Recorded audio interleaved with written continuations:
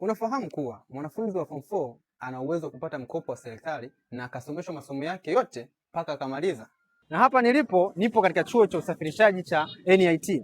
Hiki ni chuo miongoni mwa vyuo ambavyo wanafunzi wanaosoma certificate kutoka form 4 ni wanafunzi wanaopokea mkopo wa serikali kwa 70% na kuendelea, na wanafanya masomo yao pasipo changamoto zozote zile za kiuchumi.